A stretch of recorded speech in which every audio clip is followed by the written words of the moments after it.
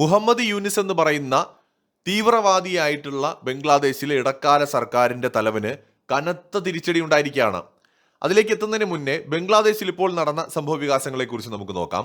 ബംഗ്ലാദേശിന്റെ പ്രധാനമന്ത്രിയായിട്ട് സത്യപ്രതിജ്ഞ ചെയ്ത് BNP നേതാവ് താരിഖ് റഹ്മാൻ അധികാരത്തിലെത്തിയതോടെ ബംഗ്ലാദേശിന്റെ ചരിത്രത്തിൽ വലിയ മാറ്റങ്ങൾക്ക് തുടക്കമാവുകയാണ്. ഏതാണ്ട് 36 വർഷത്തിനിടെ ആദ്യമായിട്ട് ബംഗ്ലാദേശിന്റെ പ്രധാനമന്ത്രി സ്ഥാനത്തെത്തുന്ന പുരുഷനാണ് താരിഖ് റഹ്മാൻ. 1991 മുതൽ ഇങ്ങോട്ട് ബംഗ്ലാദേശിന്റെ പ്രധാനമന്ത്രിമാരായിട്ട് താരിഖിന്റെ അമ്മയായ ഖാലിദ സിയയും അവാമി ലീഗിന്റെ നേതാവായ ഷേഖ് ഹസീനയുമായിരുന്നു ഉണ്ടായിരുന്നത്, മാറി മാറി.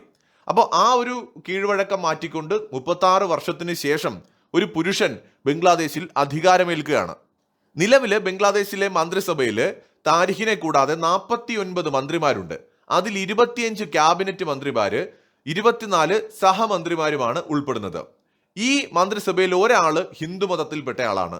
BNPയുടെ മുതിർന്ന നേതാവായിട്ടുള്ള നിതായ് റോയ് ചൗധരിയാണ് മന്ത്രിസഭയിലെ ഏക ഹിന്ദു. BNP എന്ന് പറയുന്ന പൊളിറ്റിക്കൽ പാർട്ടിയുടെ നിലവിലെ തീരുമാനങ്ങൾ പരിശോധിക്കുമ്പോൾ ജമാഅത്ത് ഇസ്ലാമിക്ക് ആശ്വസിക്കാനായിട്ടൊന്നുമില്ല എന്ന് മാത്രമല്ല, തീവ്ര ഇസ്ലാമിക വിഭാഗങ്ങളെയും മുഖവിലക്കെടുക്കാതെയാണ് BNP നിലവിൽ മുന്നോട്ട് പോകുന്നത്.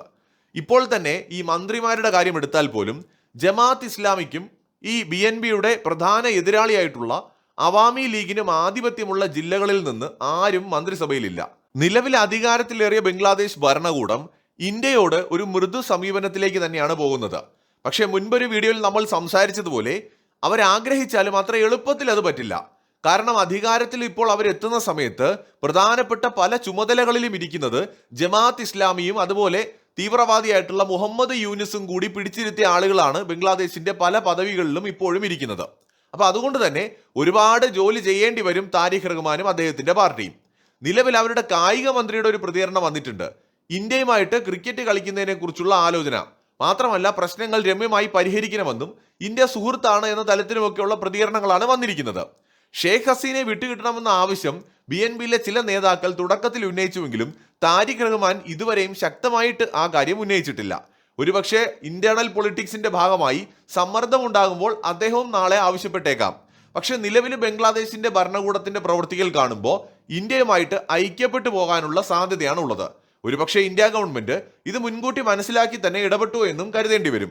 ബംഗ്ലാദേശില് പുതിയതായിട്ട് തെരഞ്ഞെടുക്കപ്പെട്ട 13ാം പാർലമെന്റ് അംഗങ്ങൾ ബംഗ്ലാദേശിലെ നിലവിലുള്ള കോൺസ്റ്റിറ്റ്യൂഷണൽ റീഫോം കൗൺസിൽ അംഗങ്ങളായിട്ട് കൂടി സത്യപ്രതിജ്ഞ ചെയ്യണമെന്ന് അവിടെയുള്ള തീവ്രവാദികളും മറ്റേ മുഹമ്മദ് യൂനിസ് അടക്കമുള്ള ഭീകരവാദികളും ഒക്കെ ആവശ്യപ്പെട്ടുവെങ്കിലും അതിന് തയ്യാറല്ല എന്നാണ് ഇപ്പോൾ MPമാര് പറയുന്നത്. ബംഗ്ലാദേശ് നാഷണലിസ്റ്റ് പാർട്ടി അംഗങ്ങളായിട്ടുള്ള ഓൾമോസ്റ്റ് എല്ലാവരും പറയുന്നത് തങ്ങൾ അതിന് തയ്യാറല്ല. BNPയുടെ നിലപാടെന്ന് പറയുന്നത് ഇങ്ങനെയാണ്: ഞങ്ങൾ MPമാരായിട്ടാണ് തിരഞ്ഞെടുക്കപ്പെട്ടത്, കൗൺസിൽ അംഗങ്ങളായിട്ടല്ല.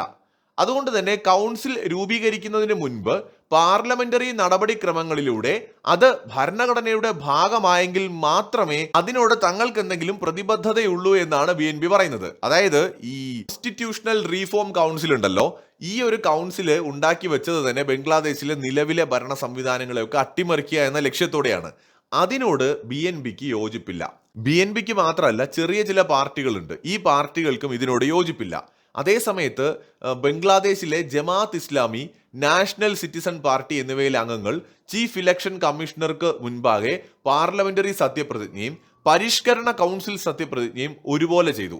അപ്പൊ ഇവരുടെ ഉദ്ദേശമാണ് ഇങ്ങനെ ഒരു കൗൺസിൽ കൊണ്ടുവരിക എന്നുള്ളത്. അതായത് ബംഗ്ലാദേശിനെ അട്ടിമറിച്ച് തീവ്രവാദികളുടെ കയ്യിൽ ഒതുക്കാനുള്ള ഒരു നീക്കമാണ് ഈ ഷേഖ് ഹസീനെ പുറത്താക്കൽ എന്ന് പറഞ്ഞ പരിപാടിയുടെ മറവിൽ അവിടെ നടന്നത്. ഇതിന് വിദേശ ശക്തികളുടെ പിന്തുണയുമുണ്ട്. ബംഗ്ലാദേശിൽ തെരഞ്ഞെടുപ്പ് നടന്ന സമയത്ത് ഭരണഘടനാ പരിഷ്കരണം ആവശ്യമാണോ എന്ന് ചോദിച്ച് നടന്ന ഒരു ഹിത പരിശോധനയിൽ മെജോറിറ്റിയും അത് വേണം എന്നുള്ളൊരു അഭിപ്രായം പറഞ്ഞു അത്രേ. അപ്പൊ ഈ ഒരു സമീപകാല ഹിത പരിശോധനയും ജൂലൈ നാഷണൽ ചാർട്ടറും അനുസരിച്ചാണ് ഈ പരിഷ്കരണ കൗൺസിൽ രൂപീകരിക്കണമെന്നുള്ള ഒരു നിർദ്ദേശം വരുന്നത്.